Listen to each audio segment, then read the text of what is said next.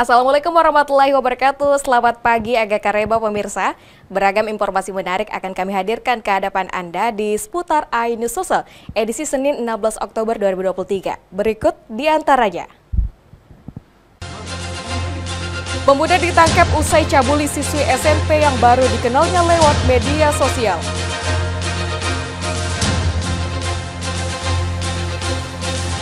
Pejabat Gubernur Sulsel tegaskan surat edaran dana desa untuk budidaya pisang bersifat imbauan.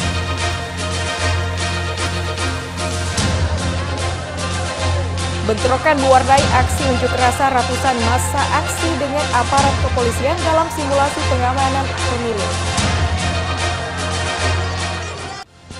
Selain 3 cuplikan informasi tadi, kami akan hadir dengan informasi lainnya bersama saya Asmaul Husna di seputar iNews Sosial.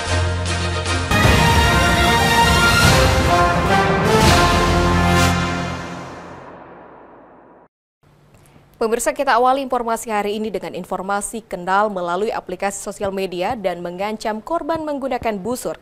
Seorang lelaki asal luar kota Makassar cabuli pelajar SMP usia 14 tahun. Polisi yang menerima laporan dari orang tua korban langsung meringkus pelaku.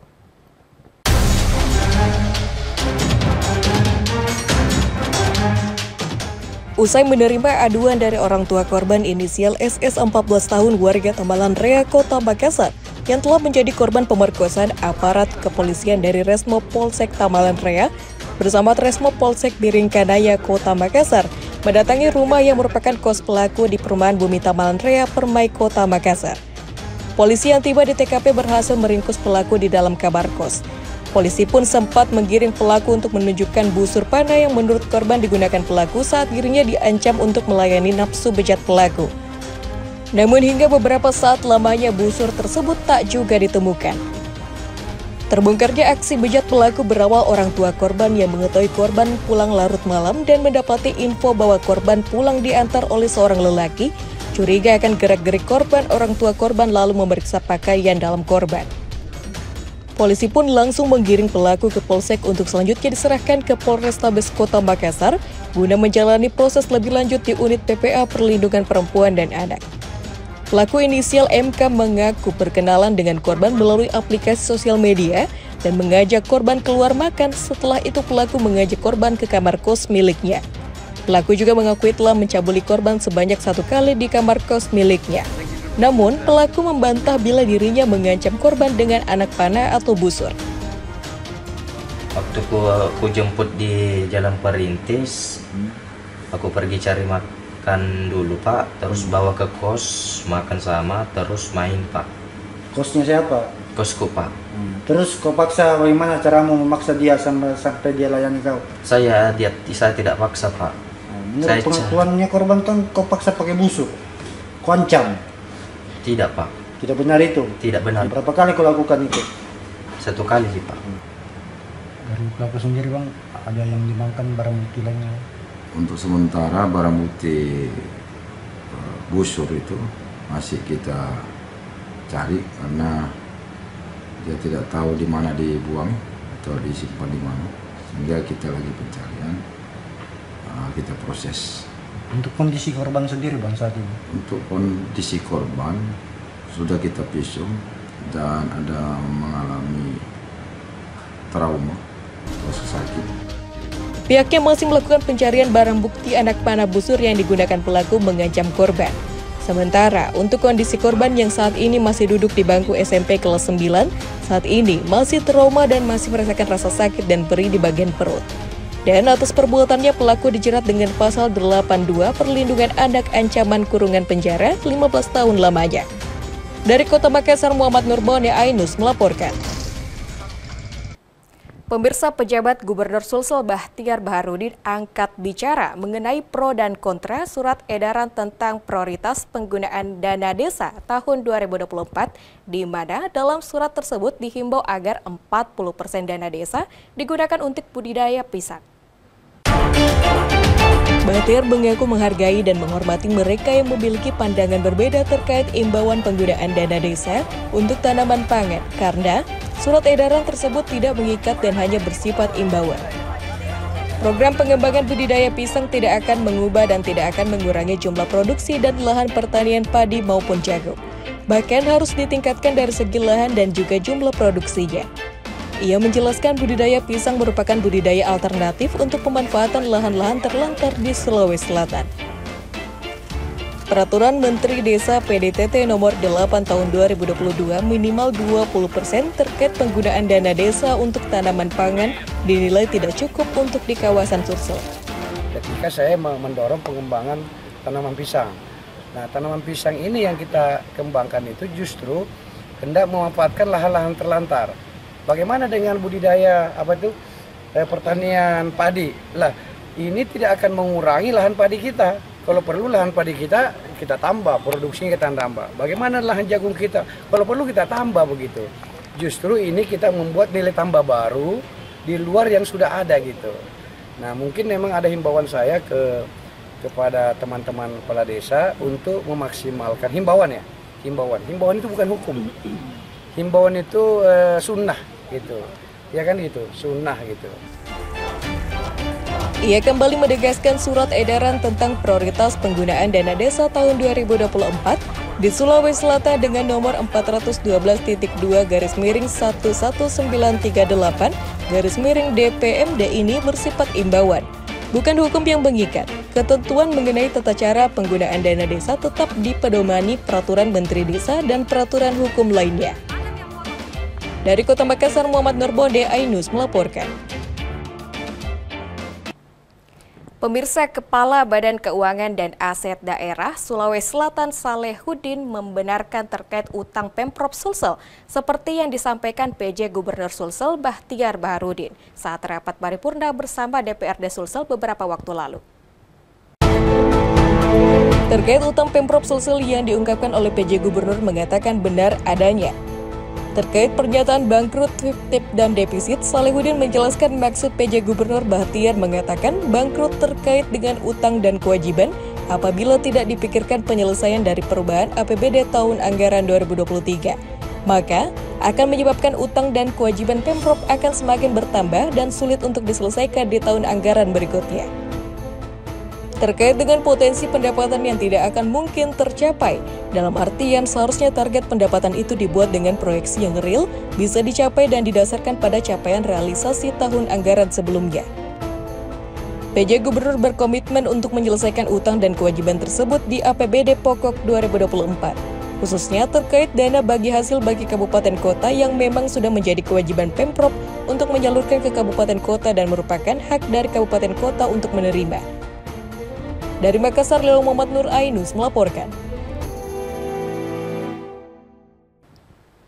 Pemirsa, imbas dari fenomena keringan harga sejumlah komoditas bahan pokok di Kabupaten Goa terus mengalami kenaikan.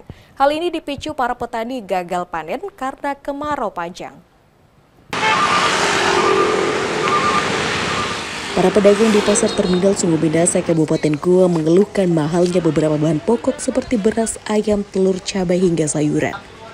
Di mana harga beras per 5 kg semula hanya Rp60.000, kini mencapai Rp75.000. Sementara pedagang ayam potong mengeluhkan harga ayam terus melonjak dan mengalami kenaikan harga sebesar Rp3.000 sejak 2 hari yang lalu. Begitupun telur mengalami kenaikan sebesar Rp2.000. Tidak hanya itu, harga cabai pun mengalami kenaikan.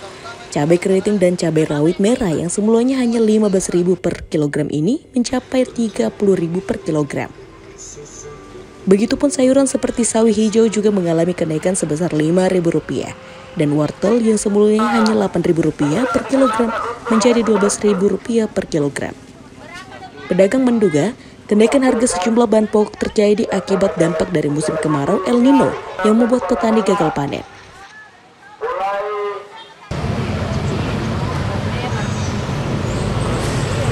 Dari harga berapa dulu itu sampai naik sekarang?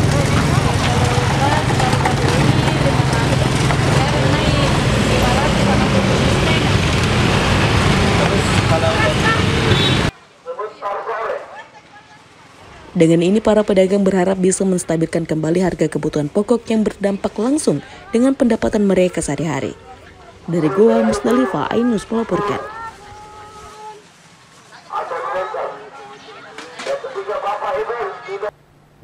Pemirsa, relawan solidaritas Ganjar Pranowo sigap yang tersebar di 24 kabupaten kota di Sulawesi Selatan menyatakan diri siap mendukung Ganjar Pranowo sebagai calon presiden. Deklarasi serentak ini ditandai dengan pelepasan 44 balon merah putih sebagai bentuk relawan sigap dalam mendukung Ganjar Pranowo di Pilpres 2024 mendatang. Sebanyak ratusan relawan Ganjar Pranowo di 24 kabupaten kota Sulawesi Selatan secara serentak mendeklarasikan dukungannya terhadap Ganjar Pranowo di pemilihan presiden Pilpres 2024, baik melalui offline maupun online, di Posko Pemenangan Solidaritas Ganjar Pranowo atau SIGAP di Jalan Jenderal Sudirman, Makassar. Relawan sigap yang luar biasa, mereka menyampaikan dukungan dan ingin bergabung dalam perjuangan untuk Ganjar Pranowo. Bukan saja ke organisasi, tapi seluruh jejaring 24 kabupaten dan kota. Kami bersama partai dan relawan bergerak selaras dengan gayanya masing-masing. Dengan satu tujuan, dengan kekuatan kami bisa untuk memenangkan Ganjar Pranowo di pemilihan presiden 2024 mendatang. Yang dibawa itu bukan saja organisasi, tapi seluruh jejaring 24 kabupaten kota. Setelah mereka dikukuhkan, apa yang mungkin dihimbau dari? Saya kira saya kebetulan memimpin tim TPD, tim pemenangan daerah. Itu terdiri atas partai-partai dan saya bikin slot untuk para relawan. Jadi kita bergerak selaras dengan gaya masing-masing, silahkan. Kan relawan itu gayanya masing-masing. Tapi satu tujuan. Ya ada lewat samping, ada lewat atas, lewat bawah, macam-macam. Nah, kalau partai kan rigid.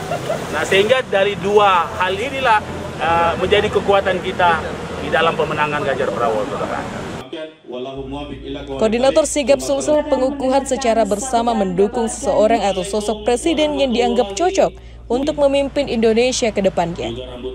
Sigap sesuatu yang menjadi kesiapan kita. Sigap juga bisa artikan dalam bahasa daerah di Makassar. Relawan sigap sudah berada di 24 kabupaten kota di Sulawesi Selatan, mulai dari dusun, desa, kecamatan, dan kabupaten, siap mendukung Ganjar Pranowo. Jadi hari ini adalah hari di mana pertama teman-teman mengukuhkan diri secara bersama sebagai anak bangsa yang mengambil kebahagiaan dalam perjuangan kita menentukan masa depan negeri ini. Tentunya dengan bersatu bersama mendukung seorang atau sosok presiden yang kami anggap cocok untuk memimpin Indonesia ke depan. Relawan sigap ini sudah berada di seluruh desa, mulai dari dusun, desa, kecamatan, dan kabupaten. Hari ini bersamaan di 23 tempat yang berbeda, termasuk 4 Makassar, itu melakukan deklarasi dengan kurang lebih 5.000 orang dengan relawannya. Saya kira itu. Sebelumnya, relawan solidaritas Ganjar Pranowo ini membagikan air mineral dan gantungan kunci kepada warga yang melintas di posko pemenangan sigap di Jalan Sudirman, Makassar. Usai deklarasi, relawan sigap akan melakukan roadshow ke seluruh kabupaten di Sulawesi Selatan untuk melakukan program-program yang bukan saja menjadi tim pemenangan, tetapi tim ini menjadi bagian dari kehidupan bermasyarakat dan bisa berguna bagi masyarakat ke depannya tanpa membedakan golongan. Dari Makassar, Muhammad Fadli Ainus melaporkan. Ganjar Pranowo! Ganjar Pranowo! Ganjar Pranowo! Tepuk tangan dulu untuk kita ini. Iya, selanjutnya kami persilakan. Pemirsa, jangan kemana-mana, kami akan hadir dengan informasi pelajar di kota Makassar tewas usai terlindas truk ekspedisi 6 roda. Selengkapnya di seputar Ainus Sulsel.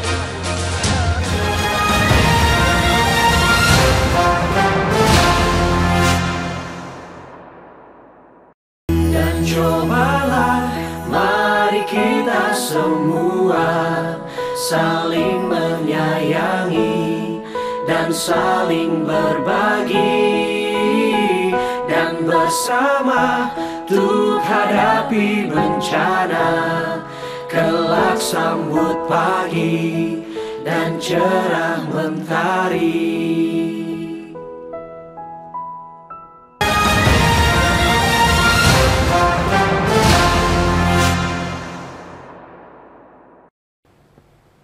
Pemirsa, terima kasih masih bersama kami.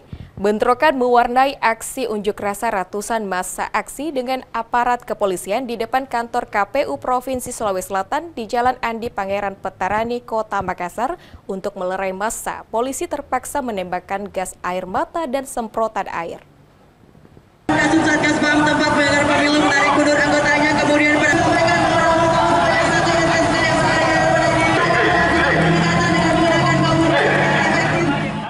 Simulasi sistem pengamanan kota operasi Mantap Brata dalam rangka pengamanan pemilu 2024 ini digelar kepolisian daerah Sulawesi Selatan di depan kantor KPU Kamis sore. Bentrokan pun tak terhindarkan saat ratusan massa aksi yang tak terima hasil pemilu berunjuk rasa di depan kantor KPU Susul dan mendapat perlawanan dari ribuan personil kepolisian dari 7 Satgas. Dalam kegiatan ini sejumlah simulasi pengamanan diperagakan, mulai dari pengamanan aksi unjuk rasa di kantor KPU, dari pihak yang tidak puas dengan hasil pemilu yang berujung anarkis, hingga pengamanan benda yang mencurigakan yang diduga bom yang disimpan di depan kantor KPU. Simulasi pengamanan kota ini merupakan upaya kesiapsiagaan dalam menghadapi situasi kerawanan yang mungkin terjadi saat pelaksanaan pemilu, sehingga para personil telah memiliki kesiapan dan pemahaman. Bagaimana kita memperagakan dan kesiapan anggota yang terlibat dalam operasi Mantap Brata di wilayah hukum Polda Sulawesi Selatan. Di hari ini kita memperagakan di depan kantor KPU dari mulai kegiatan ada sekelompok massa yang keberatan dengan apa yang disampaikan oleh KPU, yang keberatan unjuk rasa dari mulai situasi damai sampai anarkis. Dan ini anggota-anggota yang terlibat ini sebelumnya sudah kita latihkan dalam bentuk latihan praop, operasi Mantap Brata. Dari Makassar, Sulawesi Selatan, Julius Vin Ainus melaporkan. Oleh seluruh peserta unjuk rasa di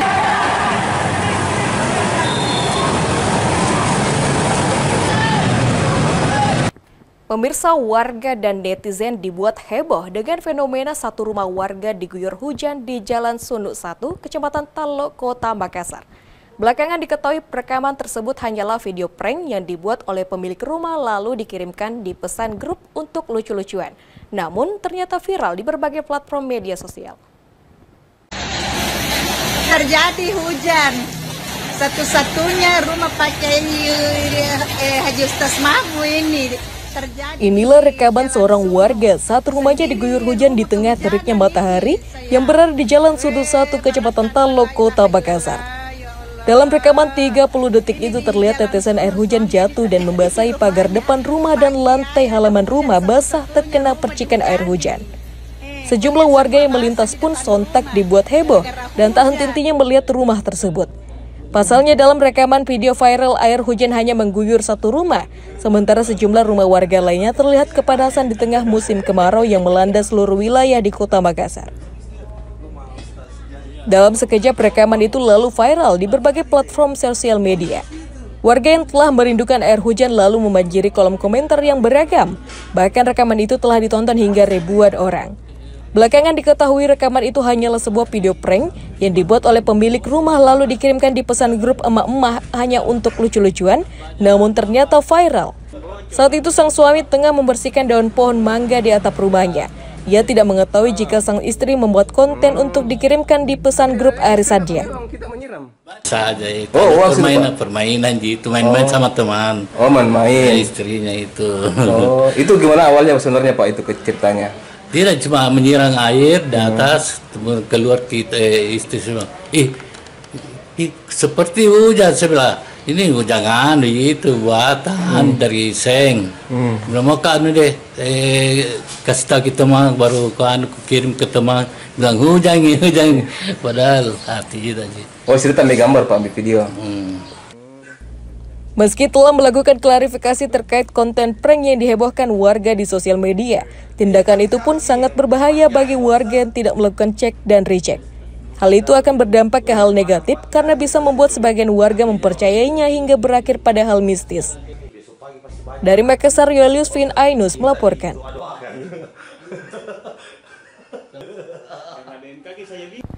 Pemirsa, seorang pelajar di Kota Makassar tewas usai terlindas truk ekspedisi 6 roda.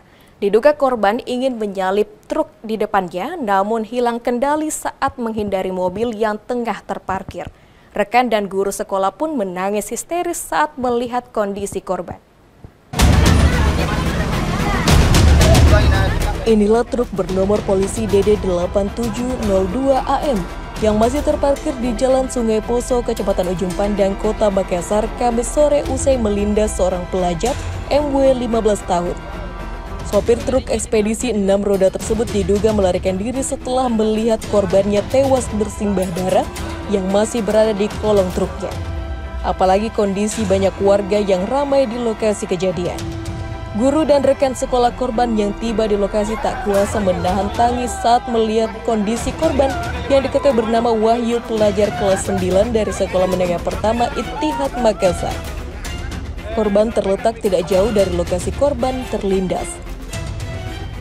Menurut 2 orang warga, korban saat itu mengendarai motor dengan nomor polisi DD 470YL seorang diri. Diduga korban terseret dan terlindas truk karena korban berada di kolong truk. Unit Laka Lantas Polrestabes Makassar juga telah melakukan olah TKP mencari penyebab laka maut itu. Parkir di sini. Oh, parkir. Kita dengar ada tiba-tiba. Cuma saya dengar di situ jalan, saya keluar lagi keluar. Apa suara seperti apa? Kayak suara begitu bunyi tabrakan begitu. Oh, pas kita lihat sudah masuk ke mobil, bawa situ dari mobil begitu. Oh, itu berapa orang yang kita lihat itu tadi korban? Sendiri? Itu satu saja. Sendiri? Kan perlu rapat. Iya. Di sana saya ditelepon bahwa ada kejadian di Sungai Poso. Pengemudinya meninggal dunia. Oh, ini yang meninggal warga sini kan? Bukan, warga katanya masih busuk. Oh, tapi dia bersekolah sekitar sini? Sekolah di Ittihad. Oh, di sekitar sini ya? Ya, itu sekolahnya di sebelah. Ya. Itu berapa orang tadi yang korban yang meninggal? 1 orang. 1 orang. Hingga berita ini ditulis, mobil truk itu masih berada di lokasi kejadian. Unit Laka Lantas dari Polrestabes Makassar juga telah menyita kunci dan surat-surat truk yang ditinggalkan supir. Namun, belum memberikan keterangan resmi terkait keberadaan supir truk. Dokpol juga telah mengevakuasi korban untuk dibawa ke ruang jenazah Bidokes Polda Sulsel, yang selanjutnya menunggu pihak keluarga datang untuk mengambil jenazah korban. Dari Makassar, Leong Muhammad Nur Ainus melaporkan.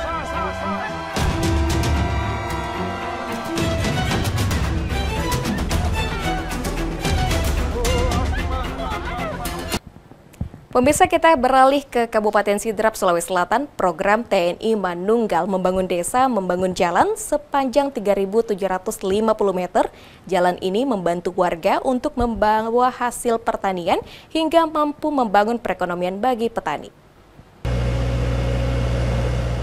Program TNI Manunggal membangun desa ke-118 terlaksana di Desa Kalempang, Kecamatan Pituriawa, Kabupaten Sidrap, Sulawesi Selatan.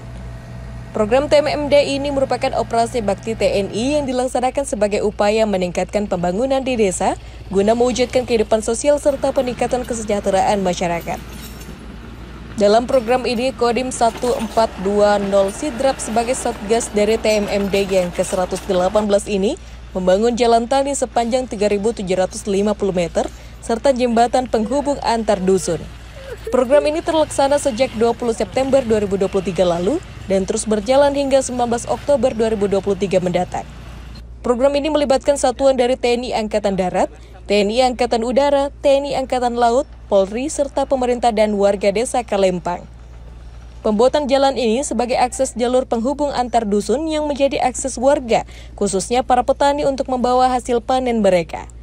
Dengan adanya jalan tani ini diharapkan bisa membantu warga untuk membawa hasil pertaniannya, hingga mampu membangun perekonomian bagi petani, jalur yang dulunya hanya dapat dilalui dengan berjalan kaki.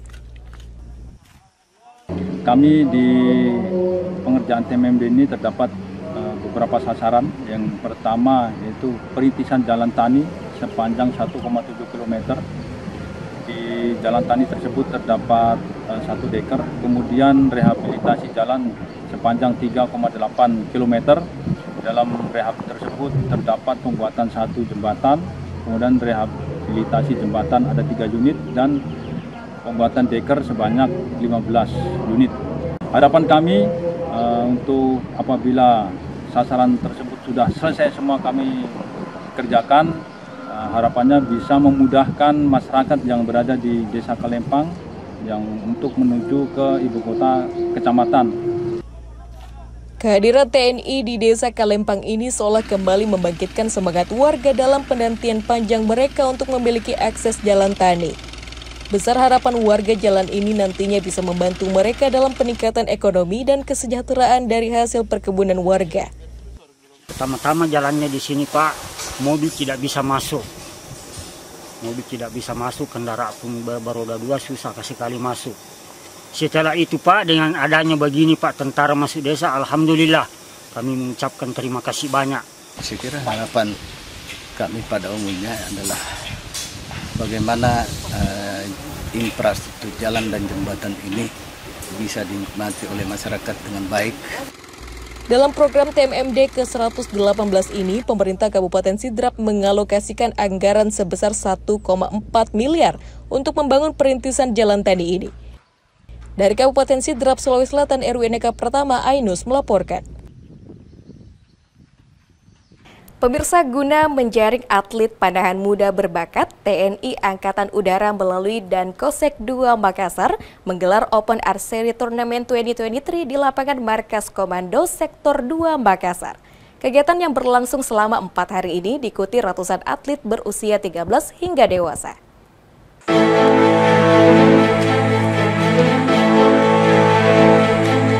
Ratusan atlet dari berbagai klub mengikuti adu ketangkasan dalam lomba memanah Piala Open Archery Turnamen Dankosek 2 Cup 2023 yang digelar di lapangan Markas Komando Sektor 2 Makassar, Sulawesi Selatan. Lomba memanah ini merupakan rangkaian peringatan HUT TNI ke-78 yang dibuka langsung oleh Komando Sektor 2 Makassar Marsma TNI Ferry Yunaldi. Para peserta lomba ini merupakan klub dari berbagai daerah, mulai dari Sulawesi Selatan, Sulawesi Tenggara, Sulawesi Utara, Kalimantan, Jawa hingga ibu kota Jakarta. Adapun kelas yang dilombakan mulai dari usia 13 tahun standar bow hingga umur barebow 50 meter. Selain untuk mengasah keterampilan bakat memanah, kegiatan ini juga sebagai ajang mental bagi para atlet memanah untuk siap menghadapi berbagai pertandingan maupun kejuaraan lainnya di tingkat nasional hingga internasional. Di turnamen ini kita gunakan satu sesi kualifikasi. Jadi satu sesi kualifikasi itu 6 anak panah kali 6 rambahan. Berarti setiap peserta menembakkan 36 anak panah.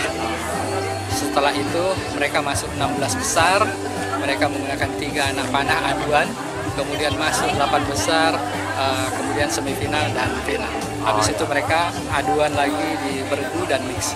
Di mana kegiatan ini merupakan rangkaian dari peringatan Hari Ulang Tahun TNI yang ke-78. Kami TNI Angkatan Udara, khususnya Komando Sektor Pertahanan Wilayah Udara 2 di Makassar, melaksanakan event ini dalam rangka memperingati tadi, kemudian yang kedua ini bentuk eksistensi kita, kemudian kita terhadap masyarakat sekitar. Kebetulan kegiatan panahan ini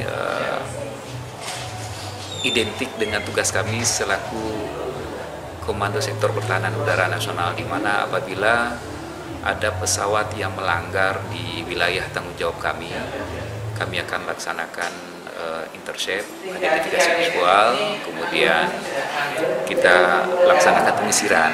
Nah, itu dikejar oleh pesawat tempur. Nah, pesawat tempur identik dengan pemburu. Nah, pemburu ini identik dengan rider kan panahan. Nah, sehingga event ini itulah yang menjadi inisiasi saya khususnya untuk mengadakan turnamen ini.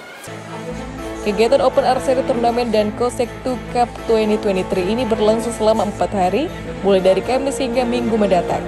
Para peserta merebut total hadiah mencapai lebih dari 100 juta rupiah. Dari Makassar, Sulawesi Selatan, Wahyu Ruslan, Ainus melaporkan.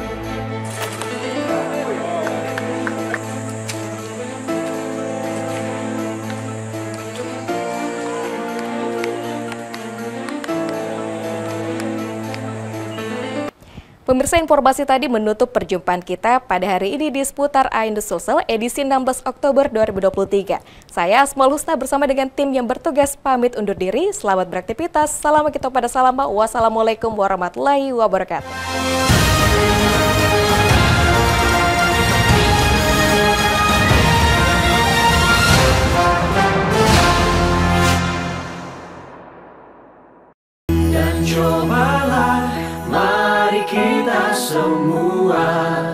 saling menyayangi dan saling berbagi, dan bersama untuk hadapi bencana, kelak sambut pagi dan cerah mentari.